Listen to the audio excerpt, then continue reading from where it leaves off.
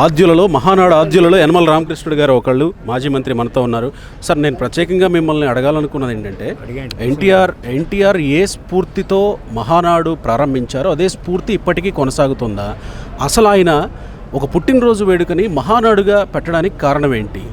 ఎన్టీఆర్ గారు ఆయన్ని వర్ణించాలంటే ఎవరికి మాటలు రావు. ఎంచేదంటే ఎన్టీఆర్ రాజకీయాల్లోకి రానుముందే మహాశక్తి సినిమా రంగంలో ఒక బ్రహ్మాండమైనటువంటి నటుడు, సూపర్ స్టార్ ఆ రోజున. తర్వాత రాజకీయాల్లోకి వచ్చారు. రాజకీయాల్లోకి వచ్చినప్పుడు ఒక సిద్ధాంతం చెప్పాడు ఆయన.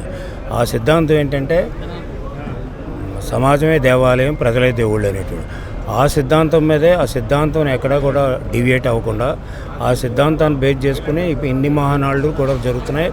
వేళ కూడా ఆ సిద్ధాంతం బేసిక్గా ఉంటుంది.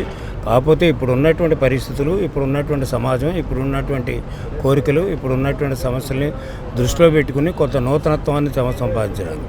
ఉదాహరణకి ఆ రోజు ఎన్టీ రామారావు 82 సంవత్సరంలో పార్టీ పెట్టినప్పుడు నాకు 29 సంవత్సరాలు. ఆ రోజు నేను మంత్రిగా వచ్చాను 37 సంవత్సరంలో. అంచేత ఆ రోజు మేమంతా జూనియర్స్ 30 సంవత్సరాలు. ఈ రోజుకి నాకు 30 సంవత్సరాలు లేవే, నాకు 73 సంవత్సరాలు ఇప్పుడు. అందుచేత అంతా మాతోటే జరుగుతుంది అనుకోవడం తప్పు.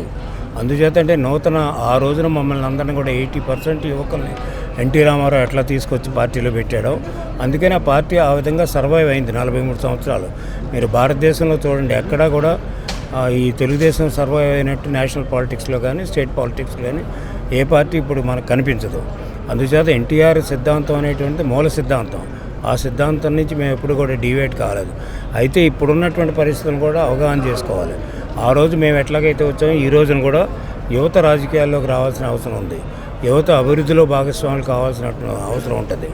యువత యొక్క ప్రమేయం కూడా చాలా అవసరం. ఏం చేతంటే వాళ్ళకుండే శక్తి, యుక్తి, తెలివితేటలు, న్యూ టెక్నాలజీ మిగతా వాళ్ళకు ఉండకపోవచ్చు, మాకు ఉండకపోవచ్చు. అంచేత ఆ విధంగా ఎప్పటికప్పుడు నూతనత్వాన్ని నింపాలి పార్టీలో. నేను 2007 మహానాడులోనే చెప్పాను 30% యువతకి మనం సీట్లు ఇవ్వాలని. అప్పుడు పూర్తిగా ఇవ్వలేకపోయాం. మొన్న మళ్ళీ 40% ఇవ్వాలనుకున్నాం. ఇప్పుడు 80 మంది కొత్త వాళ్ళు వచ్చారు. అంటే దానివల్ల అంటే నూతనత్వం ఎప్పుడైతే వచ్చిందో సమస్యల పరిష్కారంలో టెక్నాలజీని ఉపయోగించుకుని పరిష్కరించేటువంటి మార్గం ఈ యొక్క వేదిక సూచిస్తుంది. రేపు ఇక్కడ ఒక 43 ఏళ్ల తర్వాత తెలుగుదేశం పార్టీ చరిత్రలో లోకేష్ గారి నాయకత్వంలో ఇంకొక 40 ఏళ్లకి భవిష్యత్తుకు సరిపడా ఒక భరోసా లభించింది అనే తెలుగుదేశం పార్టీ నాయకులు చెప్పుకుంటూ వస్తున్నది. తెలుగుదేశం పార్టీ ఇన్నేళ్ల గమనంలో మీరున్నారు తెలుగుదేశం పార్టీతో. లోకేష్ గారు ఎలాంటి బాధ్యతలు తీసుకుంటే, ఆయనకి ఎలాంటి బాధ్యతలు ఇస్తే ఇంకో 40 ఏళ్ల పాటు పార్టీ సురక్షితం? అది పార్టీ నిర్ణయిస్తారు. అధ్యక్షులు వారు ఉన్నారు, జాతీయ అధ్యక్షులు వారు. పార్టీ 43 సంవత్సరాలు ఉందంటే కొన్ని సంవత్సరాలు ఎన్టీ రామారావు గారు ఉన్నారు, తర్వాత చంద్రబాబు నాయుడు గారు వచ్చారు. అంచేత వాళ్ళిద్దరూ ఉన్న సమయంలో అనేక రకాలైన మార్పులు వచ్చాయి. మార్పులు రావటానికి లేదు, పార్టీ కూడా ఒడిదుడుకులు చూసింది ఆ ఇద్దరు నాయకత్వంలో.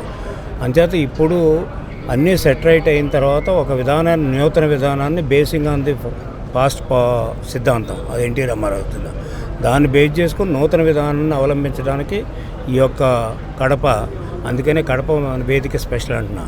43 సంవత్సరాల తర్వాత ఇక్కడ జరగడం స్పెషల్.